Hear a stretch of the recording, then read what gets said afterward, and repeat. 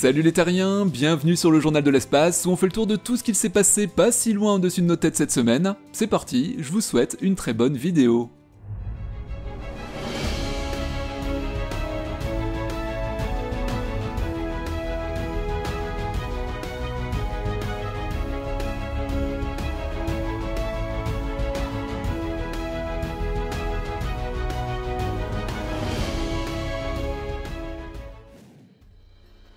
Si des extraterrestres intelligents et très avancés technologiquement existaient, auraient-ils essayé de créer leur propre mégastructure? Et s'ils l'ont fait, pouvons-nous la trouver? En fait, la vraie question est la suivante, l'avons-nous déjà fait sans nous en rendre compte? Cette hypothèse est loin d'être farfelue et mérite qu'on se penche un peu plus en détail sur l'article paru le 27 janvier 2016 dans la revue anglaise Monthly Notice de l'Association astronomique royale.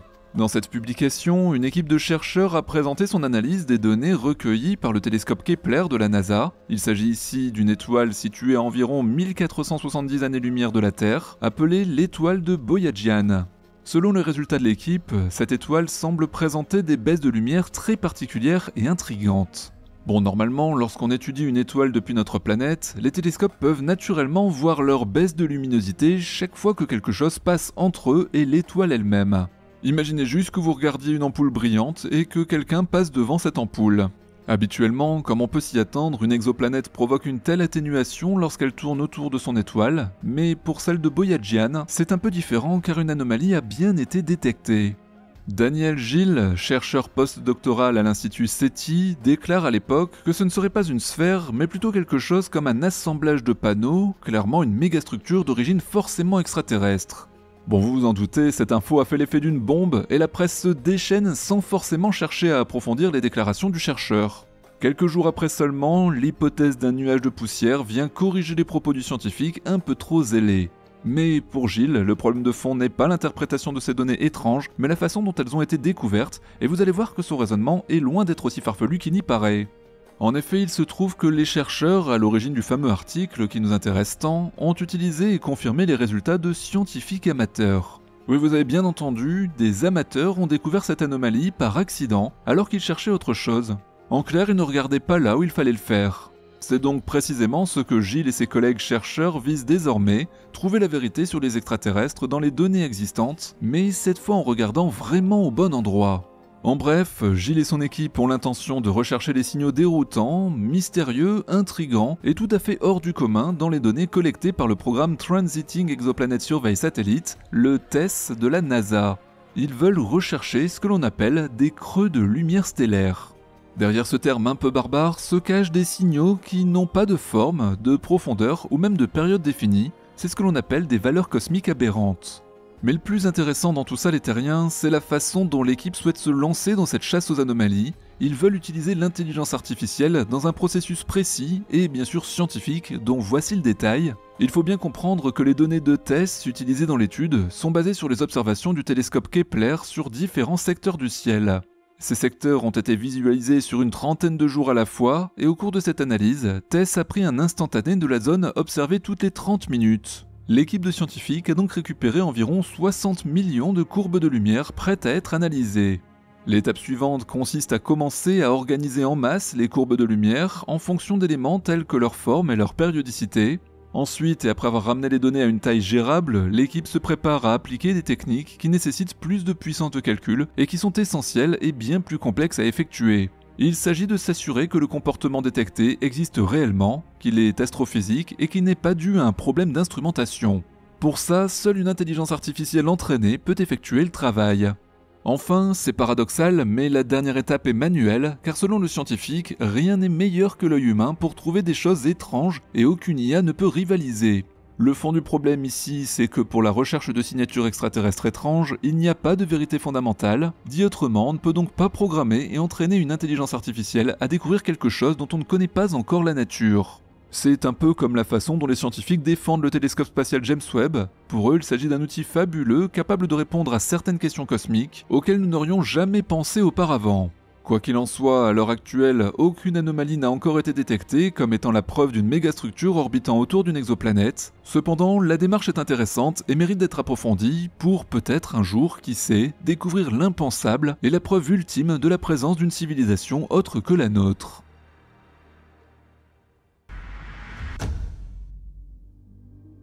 Le vénérable télescope Hubble n'est pas mort, loin de là même, puisque les astronomes viennent d'observer sur une petite exoplanète de la vapeur d'eau qui a été détectée dans son atmosphère.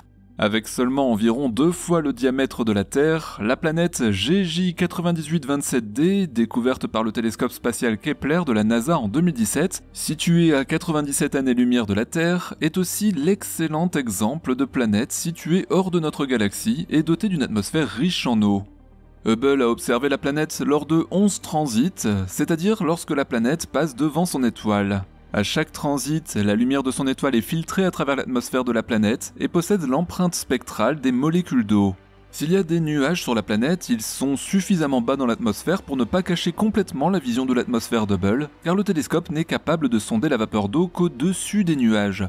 Bon, il faut bien se rendre compte que détecter de l'eau sur une planète aussi petite est une découverte historique qui montre que nous sommes désormais très près de caractériser avec précision des mondes véritablement semblables à la Terre. Cependant, pas d'affolement non plus, comme souvent il est encore trop tôt pour dire si Hubble a véritablement mesuré une petite quantité de vapeur d'eau dans une atmosphère riche en hydrogène, ou si c'est l'atmosphère de la planète qui est principalement constituée d'eau. Si tel est le cas, alors cette eau aurait été laissée après évaporation de son atmosphère primitive, composée d'hydrogène et d'hélium, sous l'effet du rayonnement stellaire. Dans tous les cas, les deux découvertes seraient passionnantes.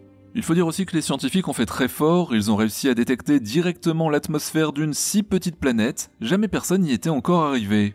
À l'heure actuelle, l'équipe de chercheurs se retrouve avec 2 possibilités. La première est celle où la planète s'accroche toujours à une atmosphère riche en hydrogène et en eau, ce qui en ferait une sorte de mini-Neptune. La seconde est qu'il s'agit d'une version plus chaude de la Lune de Jupiter, Europe, qui, d'après les dernières découvertes, contiendrait 2 fois plus d'eau que la Terre sous sa croûte. En fait, la planète GJ9827d pourrait être moitié eau, moitié roche, et il y aurait beaucoup de vapeur d'eau au-dessus de sa surface. Cette découverte d'Hubble ouvre la porte à de futures études de ces types de planètes, car nous avons une chance incroyable de posséder son successeur, le télescope spatial James Webb. Cet outil fabuleux va nous en apprendre encore plus, car il peut voir beaucoup plus de choses grâce à des observations infrarouges supplémentaires, notamment des molécules contenant du carbone, comme le monoxyde de carbone, le dioxyde de carbone et le méthane. En tout cas, ce qui est certain, c'est qu'avec une telle découverte, on peut déjà être certain que l'eau n'est pas si rare dans l'univers, elle serait peut-être même très abondante, ce qui va certainement bousculer nos certitudes scientifiques dans la décennie à venir.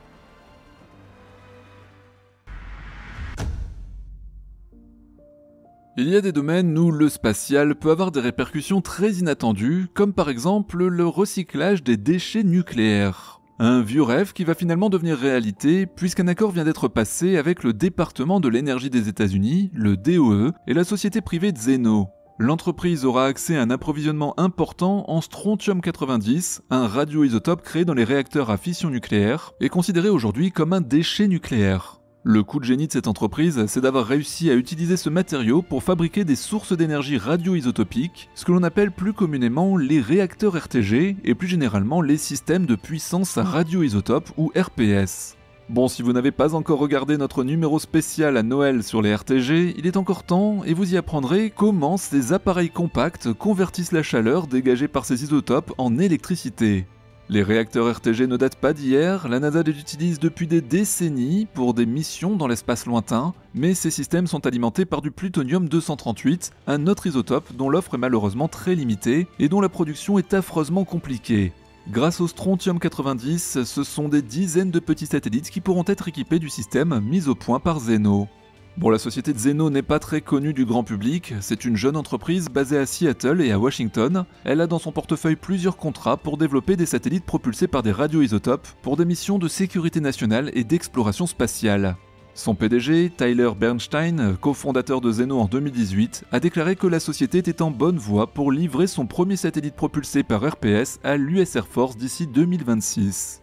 L'enjeu est très important, le bureau de gestion environnementale du DOE travaille depuis plusieurs années avec Zeno pour recycler de grandes quantités de strontium-90 provenant d'un générateur thermoélectrique à radioisotope construit au milieu des années 1980 mais jamais déployé. Il faut savoir que cet organisme étatique a une mission cruciale, entreposer, gérer et éliminer les matières radioactives résultant de décennies de développement d'armes nucléaires et de recherche sur l'énergie nucléaire.